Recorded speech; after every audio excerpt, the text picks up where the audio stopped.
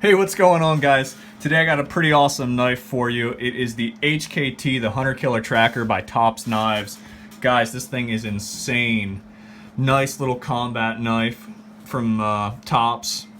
They never cease to amaze me, let me tell you what. Always impressed every time I pick up one of these knives. You feel like you're actually holding a weapon. Some knives you pick up, they feel a little chintzy. This one's got just the right amount of weight, and it is just built perfectly for what I want it to do. Granted, what I want it to do compared to what you want it to do might be different, but man, this is definitely one of the knives I've been waiting for. So let's dive into this, do a quick overview on it. Later on down the road, we'll get a field report, let you guys know what I think of it after I actually put it through its paces. But so far, I mean, just in my hand, it feels awesome. The scales back here on the handle are black linen micarta scales. They're awesome. It does come with a Kydex sheath, which I'm not super crazy about.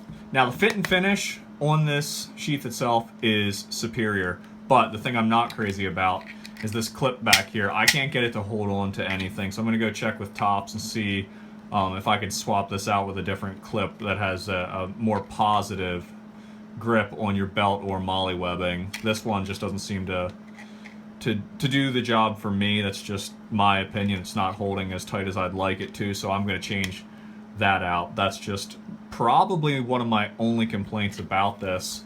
Like I said, the fit and finish is superior. Tops does hand fit, you know, all their knives. So, yeah, there you can see it.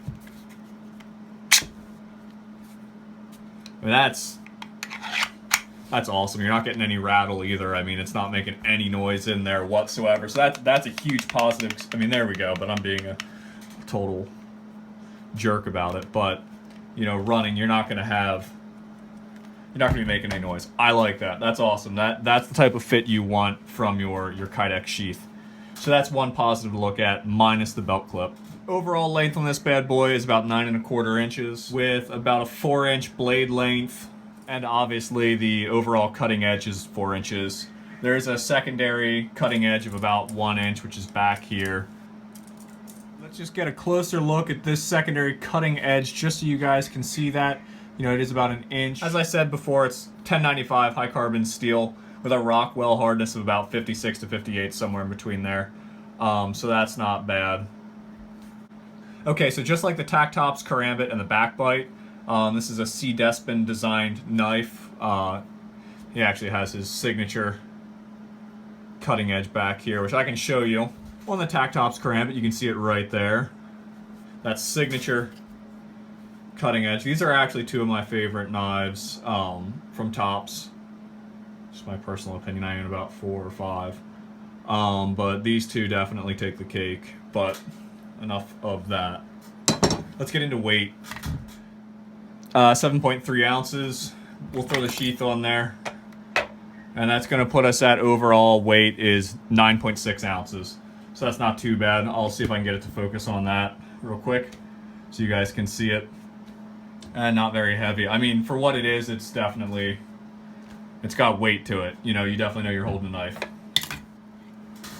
We can try and compare it to the SOG Seal Pup we got right here at 5.2 ounces. And comparing it to the Tactops Karambit, which is just what I have lying around, 10.1 ounces. So that kind of gives you a feel of where you're at weight-wise.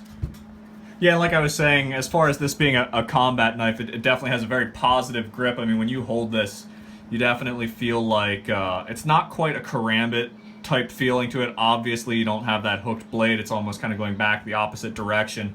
But if you can see, imagine a straight line coming from here, so you have a nice angle on it for when you're making those slashes. It's definitely making contact the whole way and transferring that energy both on the front and the back, which is very nice. And it's one thing I like about the knife for a combat knife. Like I said, in my opinion, not really a utility knife. This is more of a combat knife for, you know, hand-to-hand. You're not going to be going out and batoning with this or anything like that. Strictly, I mean, this is all just my opinion. I'm not really a knife guy. I just know from experience watching, you know, some of the other channels out there. what you can and can't do, and I personally wouldn't take this out in the woods and try and baton or do any utility or survival type stuff. If I had to, I know that I could with this knife, given the fact that it is a good steel. It's a good quality knife. I mean, I know that if my life depended on it, I could rely on this knife, but I don't think it's an all-around survival combat style knife. Strictly combat, but that is my opinion. And guys, feel free to voice your opinion if you've got experience with this particular knife. Let me know what you think. But in the world of combat knives, man, this thing is insane. Alright guys, that'll about wrap it up. Thank you so much for checking out the knife. Definitely enjoyed showing it off to you guys. I was definitely, I always love picking this one up, that's for sure. As always, thanks for watching. Don't forget to check us out on Instagram. If you guys are on Instagram, follow us, we'll follow you. Definitely like to see what everybody's up to. And stay in touch. You can hit us up on Facebook too.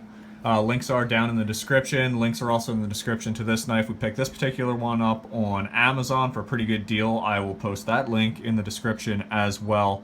Alright guys, I'll catch you on the next one.